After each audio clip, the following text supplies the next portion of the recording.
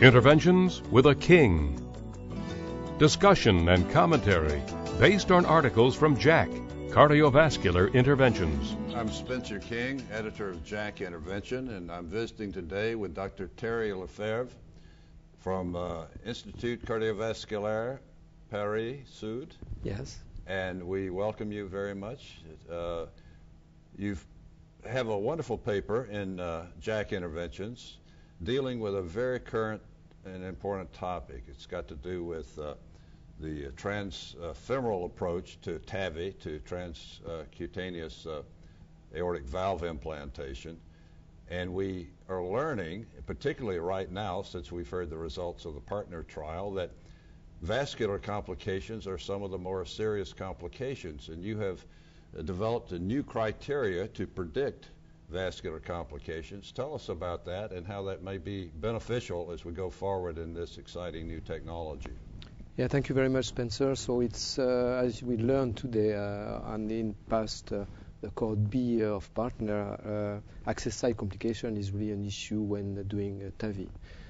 We learned in our previous experience that having vascular complication increase death rate at 30 days, and it's multiplied by 3 in our experience the risk of death. 3 times more mortality if you have vascular complication compared to not having. Okay. Exactly. So we decide to look in our early experience at the predictors of vascular complications. So we look at the first 129 patients that we have done transfemorally with the core valve and Edwards, using 18, 19, 22, and 24 French. And finally, we found only 3 predictors. The first one was the ratio between the sheath size, the outer diameter of the sheath, and the femoral artery. The second one was the experience of the team, and the third one was the presence of calcification in the femoral arteries. So the risk.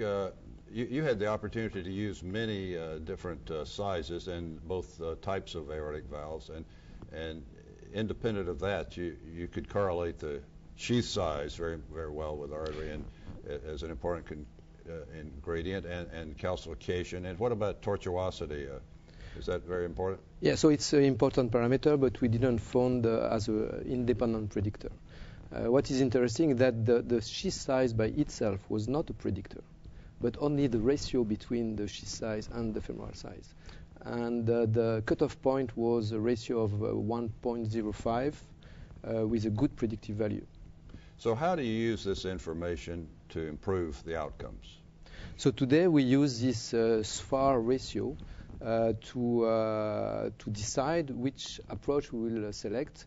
If we have no calcification, the ratio can be 1.1. If there is calcification, it should be 1.0.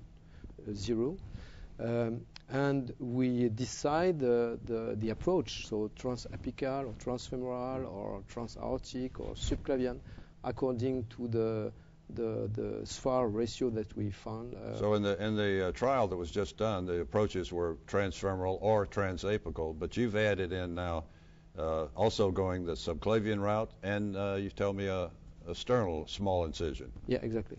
Well, these are going to be exciting new advances and should provide a safer way to do TAVI. We're very excited about the results of the partner trials and the core valve trials coming around in this country.